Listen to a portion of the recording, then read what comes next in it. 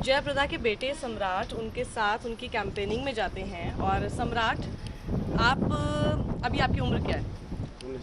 19 साल की। तो आप ये बताइए कि 19 साल में आपने क्या अभी तक सीखा है जब आप जया जी के साथ जाते हैं बाहर, जब लोगों को उनसे मिलते देखते हैं और जब आप कुछ अजीब सी टिप्पणियां भी सुनते हैं पॉलिटिक्स में हो रही हैं।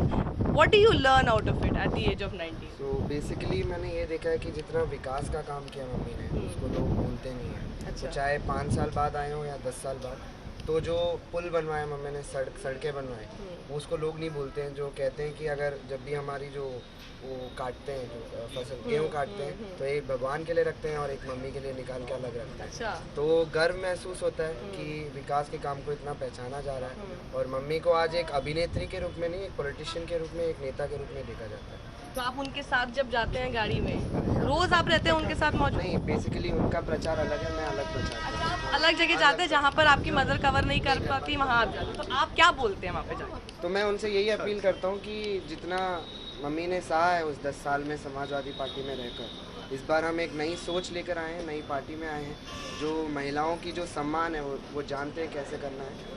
तो वही कहता हूँ कि अपील करता हूँ कि जो 23 अप्रैल को चुनाव है वो मम्मी को भारी मतों से यहाँ जिता कर भेजें। मतलब ये इमोटिव आप अपील करते हैं, क्योंकि जैसे आपने कहा कि लोग ये बात मानते हैं कि उन्होंने बहुत काम किया, पर वो काम भी उन्होंने समाजवादी पार्टी में रहकर ही किया था। पर वही है कि अधिकारियों से लड़ी हूँ, जब भी उनका होता भी था सांसद निधि से जो फंड्स मिलते थे हमें, बल्कि जबकि सरकार थी हमें, तब भी उन्हें अधिकारियों से लड़ना पड़ता था। जो सैफनी का जो पुल बनवाया उन्होंने, उसके लिए उन्होंने 72 आवर्स का जो है धरना दिया था। अच्छा। जबकि समाजवादी की सरकार थी। तो आप मतलब अपनी जान सरकार सकते हैं के कितनी सरकारी खिलाफ थी इनके। तो अच्छा, आप जब वो पहले जब वो सांसद थे तब आप बहुत छोटे रहे होंगे, और जैसे कि हम सब जानते हैं कि वो खुद भी बताती हैं कि वो आज़म खान को भाई बोला करती है। आपको कुछ उनकी वेग मेमोरी याद है?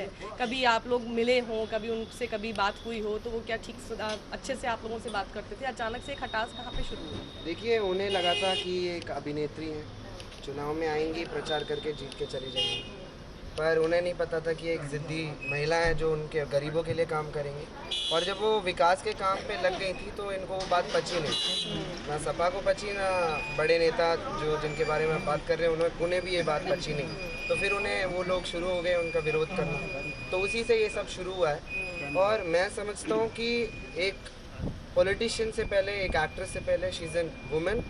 और जो इंसान एक औरत की इज्जत नहीं कर सकता, मेरे लिए वो इंसान नहीं है। और जो महिला की सुरक्षा के लिए वो खड़ा नहीं हो सकता, वो रामपुर की आवाम की कैसे सुरक्षा कर सकता है? आपको इस बात पर लोगों का सपोर्ट मिल रहा है रामपुर? बिल्कुल मिल रहा है। और जैसे करनी वैसे भरनी। 23 तारीख को रंगीन होंगे शाम बताए थे इन्होंने मेरी मम्मी के लिए। तो जब फूल के जो बक्से खुलेंगे तब इनकी रंगीन होंगी शाम। यही बात है, बेटे का कन्विक्शन है अपनी माँ की जीत पर। और जैसे कि जयप्रदा कहते हैं कि 2009 में भी उन्होंने यही करने की कोशिश की थी, लेकिन उसके बाद भी सेम पार्टी के होते हुए भी भारी मतों से जीत गई थी वो। और इस बार वो कह रही है चाहे मेरी पार्टी बदल गई है, लेकिन वही तरह की हरकत जब आप दोबारा करने की कोशिश कर रहे हैं तो इस बार भी मैं जीत